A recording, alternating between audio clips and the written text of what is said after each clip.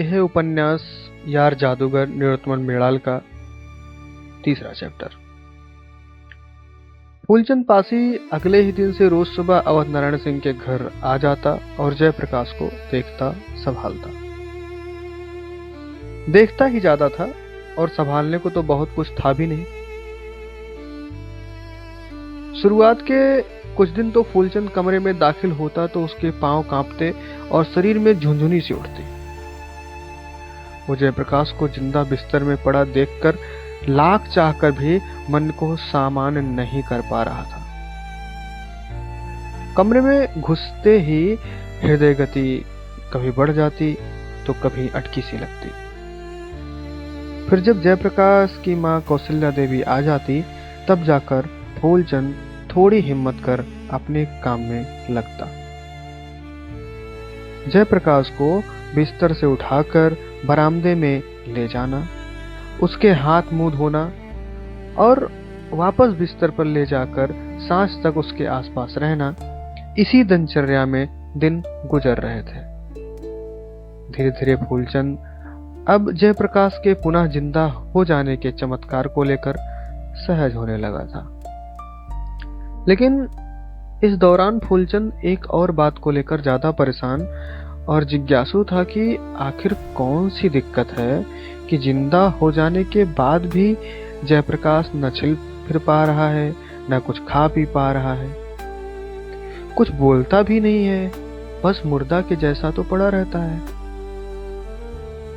बार बार मन में आती यह बात माथे को मतनी की तरह मत्ती।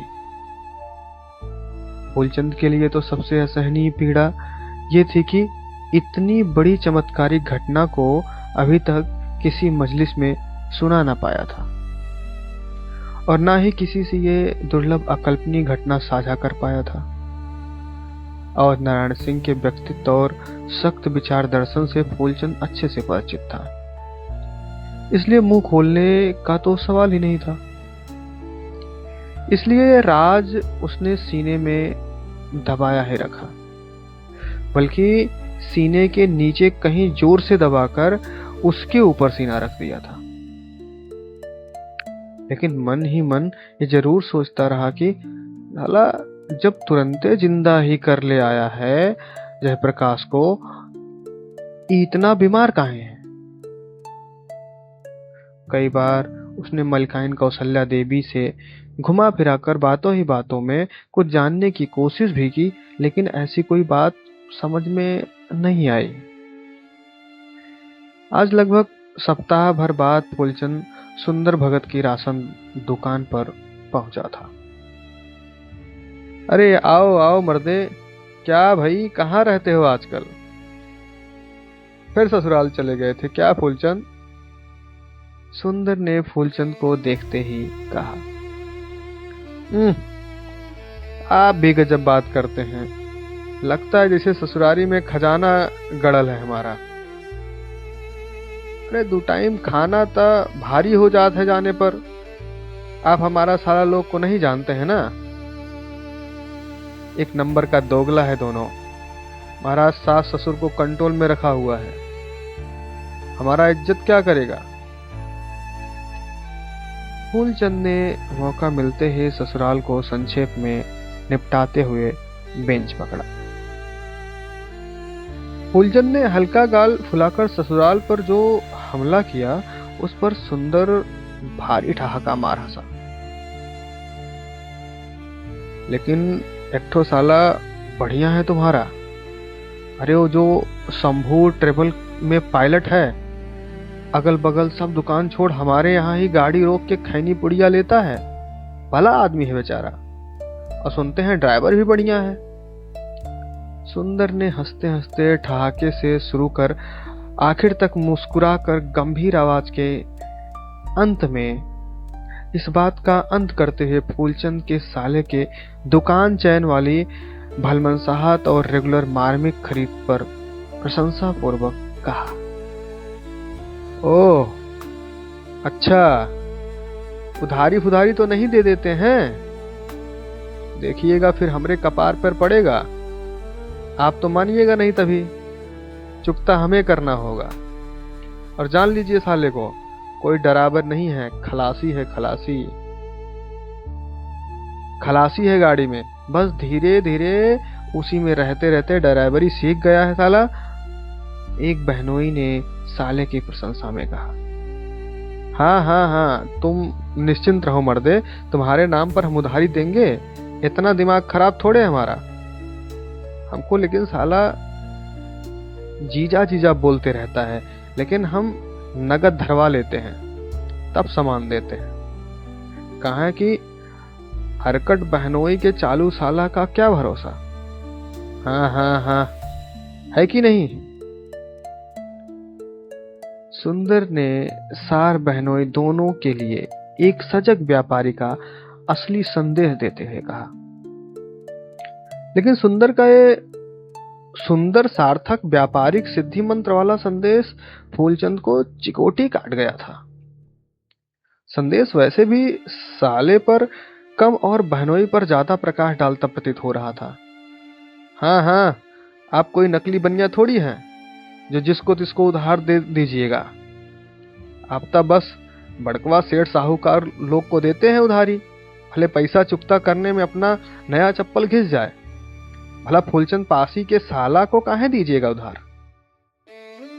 इस बार हंसते कुड़ते अनायास ही बहनोई फूलचंद बोल गया था अपने साले की ओर से।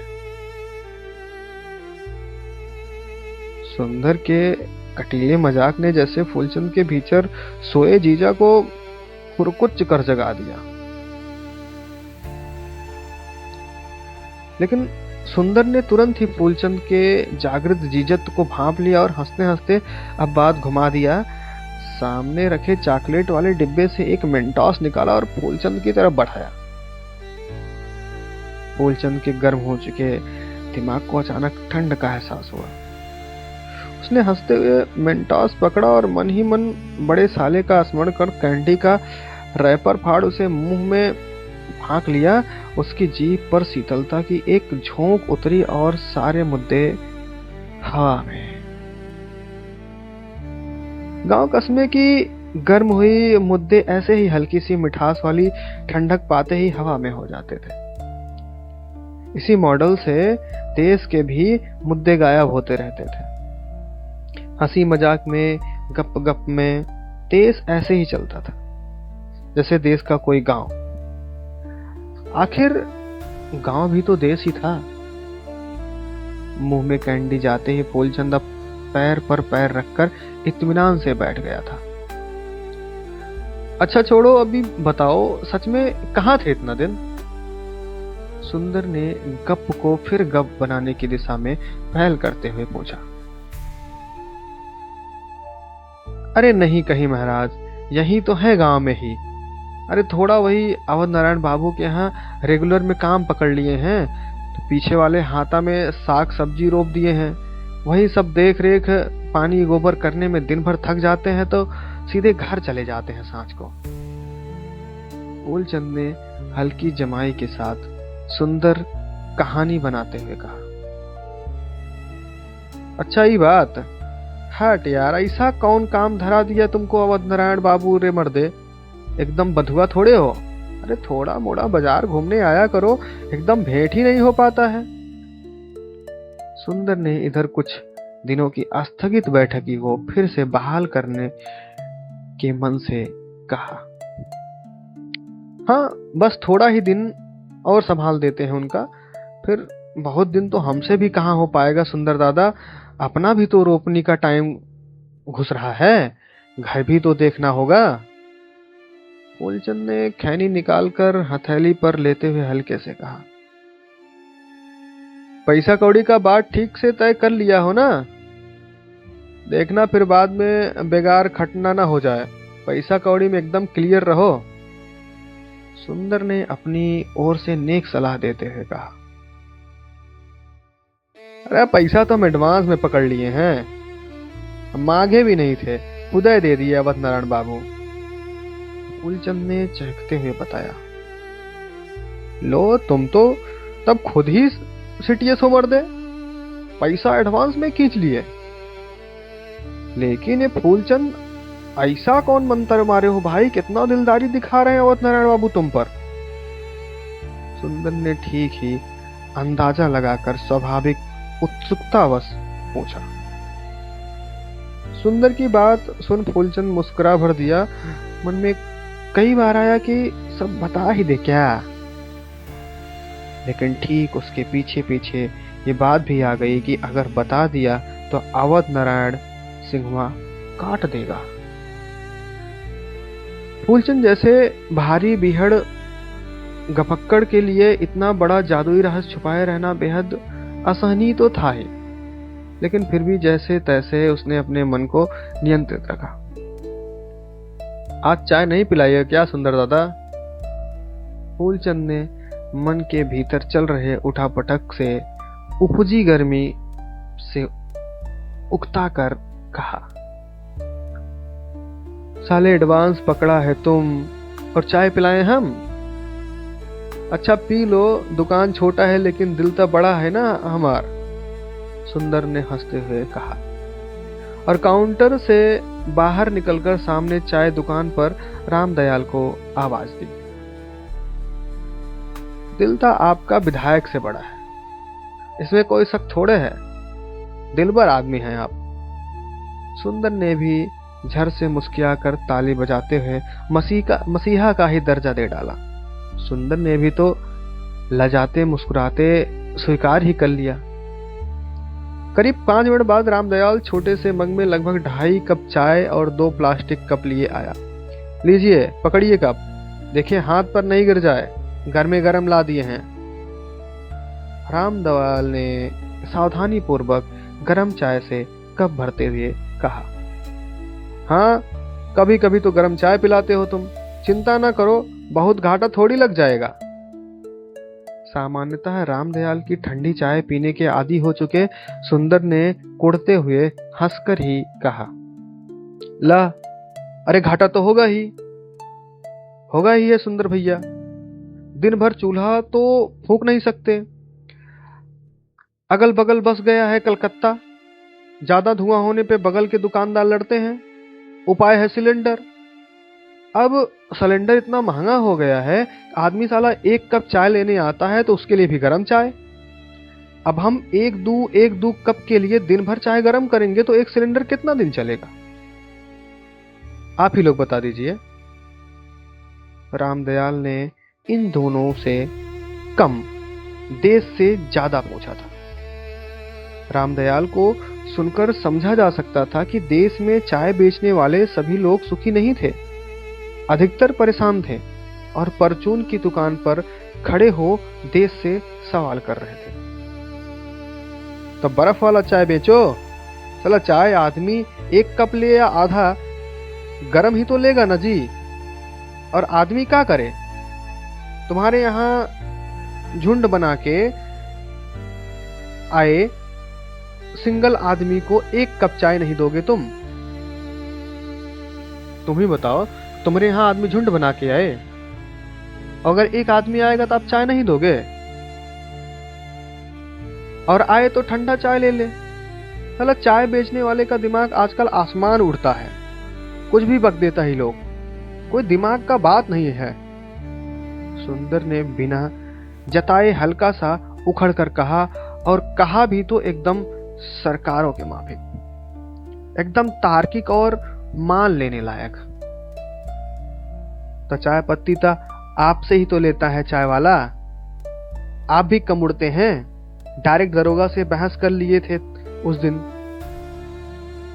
रामदयाल ने किसी पिछली घटना का जिक्र करते हुए खिलखिला कर कहा। यह जिक्र सुनते ही फूलचंद तो जैसे जल गया, उसे लगा ये घटना कैसे छूट गई मुझसे। अरे अरे अरे क्या सुंदर दा, कौन दरोगा वाला घटना बताइए हमको तो पता तक नहीं। क्या दादा, हमसे नहीं बताए? फूलचंद ने दोस्ती का उलाहना देते हुए कहा। लो, अब तुम आ ही नहीं रहे थे तो इधर तो कैसे बताते? सुंदर दुकान के अंदर वाली बेंच से उठकर बाहर आते हुए कहा।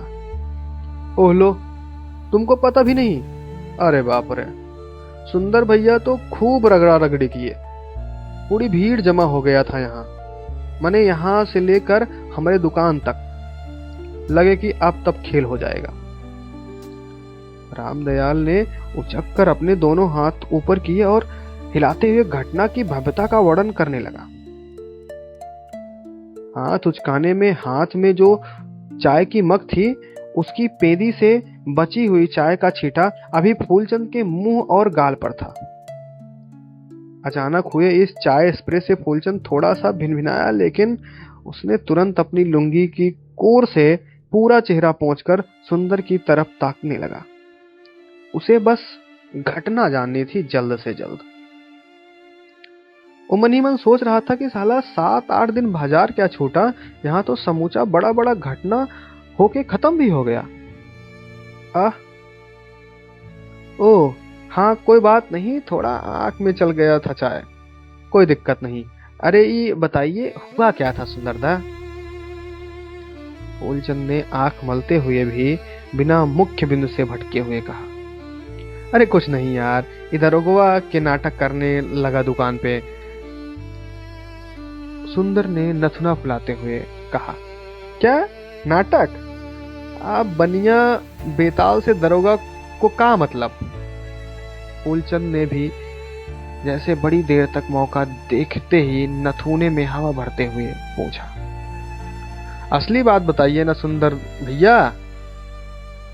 हाँ, बड़का बवाल था भाई।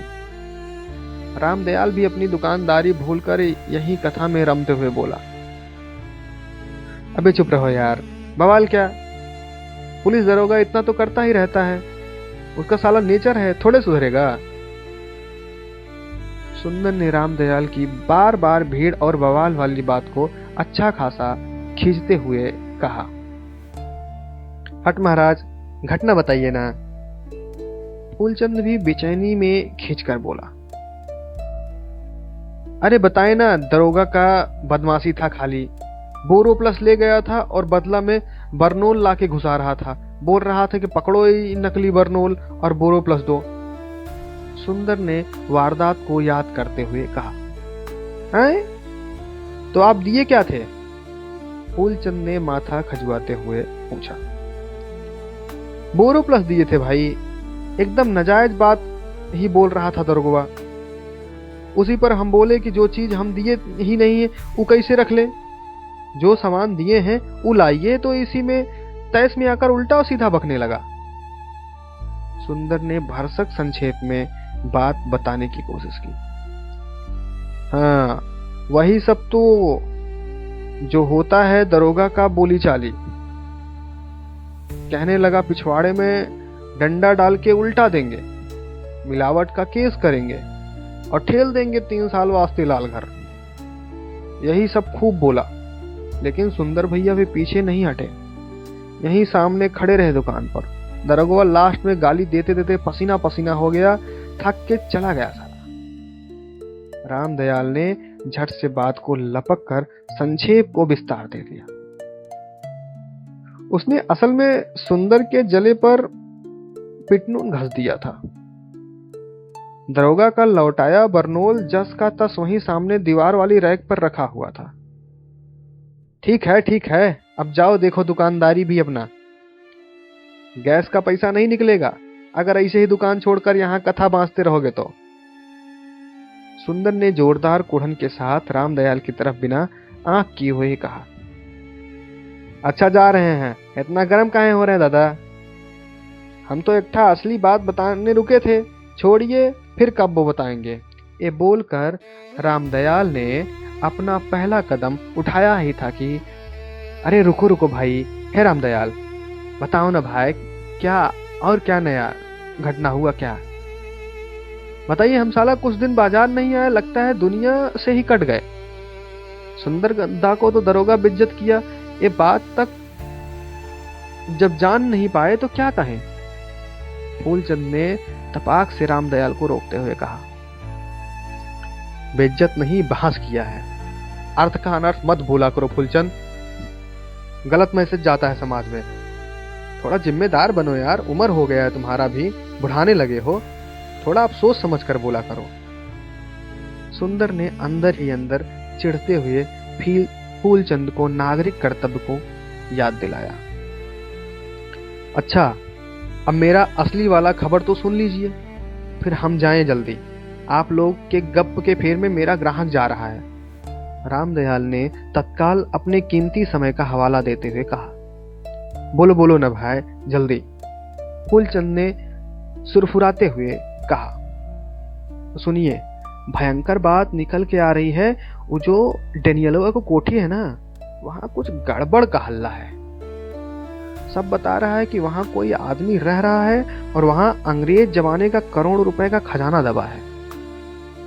रामदयाल ने चाय का खाली मग सुंदर की दुकान के काउंटर पर रखते हुए कहा। रामदयाल की इतना बताते ही उछल उछल कर पूछ रहे फूलचंद को तो जैसे लकवा वाला झटका लगा। देह, हाथ और दिमाग सन रह गया। आंख खुली रह गई, साथ साथ मुंह भी। बदन का रोआ रोआ एक बारगी खड़ा हो गया था। फूलचंद को तो अभी तक यही पता था कि डेनियल की कोठी का जो रहस्य छाती में दाबे वो दिन रात छटपटाता रहता है, उसको तो बस वही एकमात्र राजदार है। लेकिन यहाँ तो रामदयाल ने कोठी की चर्चा कर उसकी गोपनीयता के परकच्चे उड़ा दिए थे। फूलचंद मन ही मन माथा पकड़े हुए था। अभी अंदर ही अंदर दांतों को रगड़ रहा था और जासूस धतूरा चंद के माफिक सोच रहा था, ये साला खुदे अवध नारायण सिंह कर दिए हैं मिस्टेक, वहीं कहीं लबर लबर में बग दिए होंगे। हक, फालतू बात।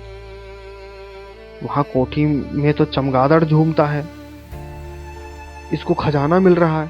साला दिन रात तो उस अंग्रेज का भूत बरामदा में टंटोली मारता रहता है, पूरा गांव जानता है। इसमें कौन सा नया बात है? फूलचंद अचानक कोठी के बारे में बोलने लगा था। उसका बस चलता तो अभी के अभी जाकर तिरपाल से ढक आता कोठी को। नहीं भाई, थोड़ा चुप रहो न फूलचंद। तुम तो अवध नारायण सिंह के पिछवाड़े भिंडी करेली रोप रहा था, तुमको कहां से पता होगा कुछ? इसको बोलने दो ना। रामदयाल का सब बात फालतू थोड़ी होता है, एक आध न्यूज सच भी हो सकता है। सुंदर ने फूलचंद को चुप रहने का इशारा करते हुए रामदयाल पर ठीक उसी तरह भरोसा जताते हुए कहा जैसे देश की जनता आज की मीडिया पर जताती है। रामदयाल यह सुनकर उत्साह से भर गया। उसने एक फेंकी हुई नजर से फूलचंद की तरफ देखा और सगर मुस्कुराहट लिए फिर शुरू हुआ। हमारे पास जो भी होता है ना, फुल जानकारी होता है। वहां कोठी में आदमी का आन जान हो रहा है, कुछ गलत धंधा चल रहा है। हमको कोनो फालतू गपक्कड़ नहीं सुनाया, यह सब बात प्रशासन का आदमी बताया। रामदयाल ने तरल चाय के विक्रेता होने के बावजूद भी ठोस जानकारी दी। वाह, प्रशासन! इसका दुकान पर प्रशासन भी बैठने लगा। वाह, गजब बात करता है यह भी। फूलचंद ने भी खुद पर फेंकी हुई नजर को वापस रामदयाल की तरफ फेंकते हुए कहा। हाँ, बैठता है। चौकीदार भागवत हाजरा से 7 बरस का दोस्ती है हमारा, वही बताया है। तुम्हारा दिमाग ढीला होने लगा है फूलचंद। वहां अवध नारायण सिंह के यहाँ जा जाके तुमको तो उसका घर ही भूत का डेरा लगता है। खैर छोड़िए, चलिए दुकान पर हम अपना 100 रुपए का नुकसान कर इतना बड़ा भेद भी बताएं और बदला में फालतू भी कहलाएं। साला यही है कलयुग। रामदयाल ने जाने के अंदाज में पांव पटकते हुए बिना कहे चला गया।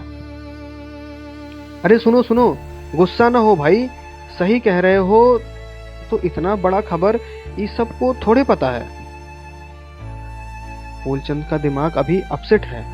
इसका बात का क्या लिए हो? तुम पूरा मामला बताओ। रामदयाल रुकते हुए, कुछ बात हमको भी पता चला है कोठी के बारे में। सुंदर ने नहीं जा रहे रामदयाल को रोकने का प्रयास करते हुए कहा। इस दौरान दोनों फूलचंद की तरफ नहीं देख रहे थे।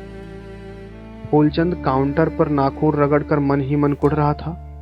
उसे तो अब लग रहा था कि कोठी के रहस्य और अवध नारायण बाबू के बेटे की कहानी बोलकर अभी के अभी सबको पछाड़ते हुए इस रेस में निर्णायक बढ़त ले लें। तभी उसने एक बार फिर खुद को नियंत्रित किया, अपना बायां हाथ मुंह पर रखा और दाहिने की मुट्ठी बांध खुद को संयमित किया। असली जानकारी तो अभी भी इसी के पास थी। देखिए, थाना में यह रिपोर्ट गया है कि कोठी में कुछ लोग आते जाते हैं। अब साला सब भूत प्रेत ही है अंदर, या फिर कोई 3-4 उल्टा सीधा काम चल रहा है भीतर कोठी में। इसका पता लगा रही है पुलिस तो भयंकर एक्टिव है। हमको तो सारा बात ही खोलकर बताया है भागवत हाजरा। जरा फूलचंद से भी कह दीजिएगा कि कहीं कुछ बताए नहीं, प्रशासन का भितरिया मामला है, हम पर भरोसा कर बता दिया। रामदयाल ने पुलिसिया विभाग के प्रति कर्तव्य निष्ठा और गोपनीयता की शपथ के साथ कहा। फूलचंद ने अपने लिए कहीं खास नसीहत सुन ली और बिना रामदयाल की तरह देखे दांत कटकटाता रहा। आज फिर भागवत हाजरा आएगा क्या? आए तो जरा हमको भी आवाज दे देना, हम भी आ जाएंगे तुम्हारी दुकान। सुंदर ने विशेष जानकारी हेतु प्रशासन से ही सीधे संपर्क कर लेने की भूरी मनसा के साथ कहा। हे भगवान, दिमाग खराब क्या आपका? गलती से भी अब बोलिएगा भी नहीं चौकीदार भागवत हाजरा के आगे। यह हम लोग का आपसी पुलिस डिपार्टमेंट का बात है, हमारे बारे में सोचेगा कि हम अपना विभागी बात बाहर कर दिए। विश्वास भी एक ठो चीज होता है सुंदर भैया। रामदयाल चाय वाले ने अचानक पुलिस की बहाली लेते हुए अपने विभाग की ओर से बयान दिया। सुन सुंदर के मुंह बिचक गए और अजीब सी नजर से देखा रामदयाल को और कुछ बोला नहीं जवाब में बोला नहीं। अब आप लोग का कहानी पूरा हो गया है तो एक बात हम भी बोले। फूलचंद ने हल्की झुंझलाहट के साथ लंबी सांस छोड़ते हुए बेंच से खड़े होते होते कहा, लीजिए इसका भी सुन लीजिए। इसके पास तो वही अवध पुराण होगा, पिछवाड़े का करेली वाला किस्सा। रामदयाल ने फूलचंद के वर्तमान पदस्थापन पर चुटकी लेते हुए कहा, हाँ एकदम भैया लोग सुन लीजिए। बात तो ऐसा बताएंगे कि अगाड़ा पिछड़ा सबका किस्सा क्लियर हो जाएगा और सुन के आप दोनों का चारों ओर से फेंकेगा धुआं। हम कोठी के भीतर का वो सच जानते हैं, जो बता देंगे ना तो बेहोश हो जाइएगा आप दोनों। फूलचंद ने दहकने से पहले झरकते हुए कहा, हैं ऐसा क्या? अरे फूलचंद, सच में क्या? सुंदर अब यकायक दंड से फूलचंद की तरफ घूमता हुआ बोला, हाँ बात ही ऐसा है। इतना दिन से बाजार नहीं आ रहे थे ना हम, तो अब पूछिए भी कि कहाँ थे आखिर हम। अब छोड़ दीजिए आप लोग अपना सुना सुनाया गप, असली कहानी हम जानते हैं। लेकिन यह भी जान लीजिए कि नहीं बताएंगे, बता दिए तो अनर्थ हो जाएगा। यह बोलते हुए फूलचंद 2 कदम निकल चुका था। अरे रुको यार फूलचंद, भाग साले, बताओ ना। सुंदर ने लपक कर उसकी कमर के पास पजामे में 3 उंगली फंसाकर खींचते हुए कहा। रामदयाल भी बेचैन खड़ा था वो सब सुनने को। उसकी सबसे ज्यादा रुचि वो अनर्थ वाले मैटर में थी कि आखिर क्या है जिससे अनर्थ हो जाएगा, पता चल जाए तो मजा आ जाए। लेकिन फूलचंद एकदम मन बनाकर उठा था। सुंदर ने 2-4 बार रोकने की कोशिश की, लेकिन वह हर बार हाथ झटककर पजामे की डोरी को पुनः वापस टाइट करता आखिर निकल ही गया। कहा जाता है गफक्कड़ों की महफिल में जो बात न कही जाए वही बात महफिल लूट लेती है। फूलचंद महफिल लूटकर निकल गया था। चुगली और गप की सबसे बड़ी प्रेरणा है जिज्ञासा। एक चुगलखोर इतना जिज्ञासु होता है जितना न्यूटन या गैलीलियो भी नहीं। उसे हर बात जानने की, सुनने की लालसा ही उसे दक्ष चुगलखोर बनाती है। अगर कोई बात अधूरी रह जाए तो सीने में कांटे की तरह चुभती है। वही कांटा दोनों के कलेजे में धंसाकर फूलचंद फुल स्पीड से निकल गया था। दोनों बेचैन खड़े अभी सीना मल रहे थे। यहाँ समाप्त होता है यार जादूगर का तीसरा चैप्टर, तीसरा अध्याय। आप सुनते रहें किताब कहानी। फिर मिलेंगे अगले अध्याय के साथ।